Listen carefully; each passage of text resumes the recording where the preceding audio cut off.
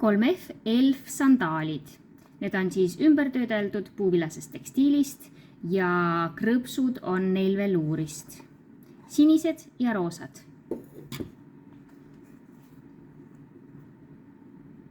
Hästi kerged ja väga painduva tallaga.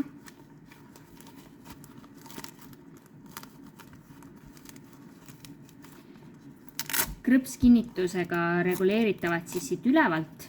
See alumine krõps on põhimõtteliselt selline dekoratiivne krõps, sellega väga reguleerida midagi ei saa.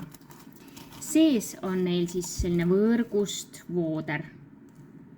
Sisetald on ka eemaldatav. See on pealt kaetud nahaga.